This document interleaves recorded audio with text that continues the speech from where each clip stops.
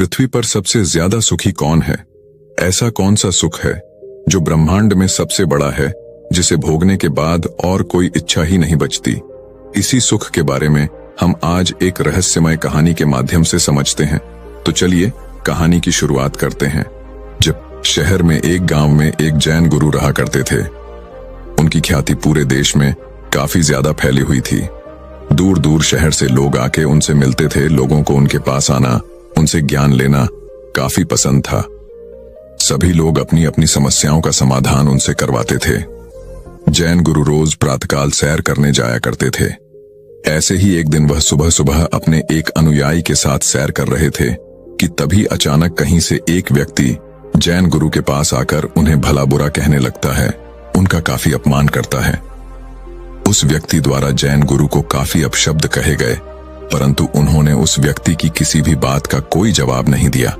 इसके विपरीत वह उस व्यक्ति की बात को सुनकर मुस्कुराते हुए अनुयायी के साथ आगे बढ़ जाते हैं। जैन गुरु को ऐसा करते देख वह व्यक्ति और अधिक क्रोधित हो जाता है और उन्हें और अधिक अपशब्द कहने लगता है। यहां तक कि जैन गुरु के पूर्वजों तक को अपमानित करने लगता है। उन्हें खूब भला बुरा कहता है, खामियां निकालता है।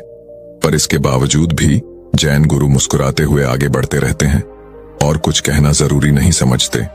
वह व्यक्ति हर संभव प्रयास करता है, लेकिन जैन गुरु पर उसका कोई प्रभाव नहीं पड़ता। अनुयायी को ये सब देखकर क्रोध आने लगता है। जैसे ही वो उस व्यक्ति को कुछ कहने के लिए आगे बढ़ता है, जैन गुरु उसे इशारा करके रोक देते हैं। अंत में जैन गुरु पर अपनी बातों का कोई असर न होते हुए देखकर अंततः वह व्यक्ति निराश हो गया और उनके रास्ते सिर्फ स्वयं ही हट गया। वह समझ जाता है कि यह कुछ नहीं कहेंगे और वापस लौट जाता है। थोड़ा आगे जाने के बाद जैन गुरु जी से बड़े ही आश्चर्यचकित होकर पूछता है कि हे गुरुदेव, उस व्यक्ति ने आपको कितना भला बुरा कहा, अपशब्द कहे, यहां तक कि आपके पूर्वजों तक को नहीं छोड़ा, उनका भी अपमान किया, परंतु आपने उसे पलटकर एक शब्द नहीं कहा। यदि आपकी जगह में होता तो उसे क्षण भर में मार देता, परंतु आपकी वजह से मैं चुप रहा। आपने भला उस दुष्ट की बातों का जवाब क्यों नहीं दिया? उसे जवाब देने की जगह आप मुस्कुराते रहे। क्या आपको उसकी बातों से कोई कष्ट नहीं पहुंचा, दुख नहीं हुआ? मुझे तो उस व्यक्ति को देख बेहद क्रोध आ गया, परंतु आपके कारण मैं चुप रहा, उससे कुछ नहीं कहा। परंतु आप तो कुछ कह सकते थे, आप क्यों चुप थे? अपने अनुयायी की बात सुन।